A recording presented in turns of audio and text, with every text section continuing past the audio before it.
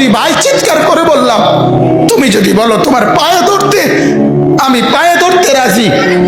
তুমি যদি বলো তোমারে জড়িয়ে ধরে কাঁদতে, আমি কাঁদতে রাজি। তুমি বলো কেন আল্লাহর সাথে রাগ করলা? কেন আল্লাহর সাথে রাগ করলা? কেন আল্লাহর সাথে নারাজ হইলা?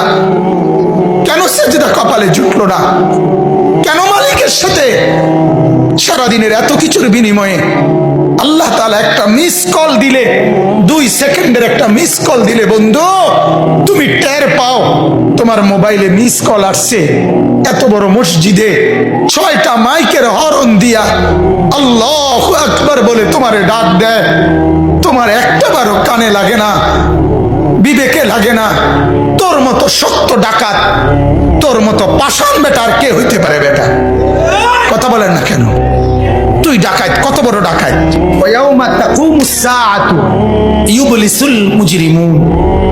আল্লাহ তাআলা বলেন যখন হাসরের মাঠ কায়েম হবে, হাসরের মাঠ যখন কায়েম হবে, নাফরমানরা, পাপীরা, সমস্ত অপরাধীরা হাসরের মাঠের দৃশ্য এক নজর চতুর্দিক দেখার পর, অবস্থাটা উপলব্ধি করার পরে ইউবলিসুল মুজরিমুন, আল্লাহ বলে সব পাপীরা একেবারে ভেবাচেকা, একেবারে এলোমেলো, অস্থির, পেরেশান হয়ে যাবে।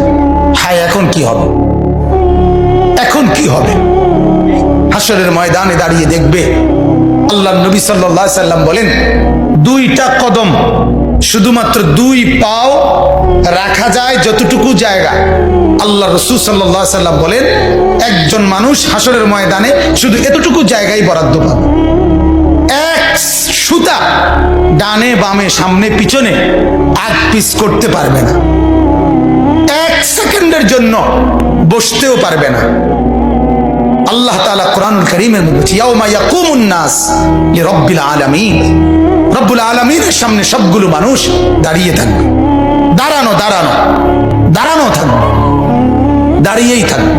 মাথার 1.5 হাত উপরে সূর্য, আল্লাহ বলবে সূর্য তোর সমস্ত তাপ আজ ছেড়ে দে, খুলে দে তোর সব তাপ।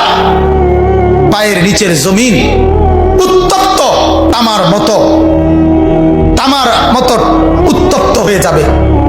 এরপরে আল্লাহ পাক রব্বুল আলামিন ফেরেশতাদেরকে দিয়ে জাহান্নামকে, কোরআনের স্পষ্ট আয়াত ওয়াজিআ ইয়াউমা ইদিন বিজাহান্নাম, হাসরের ময়দানে এরকম পাশে জাহান্নামকে ফেরেশতারা টেনে আনবে 70,000 শেকল। হাদিসের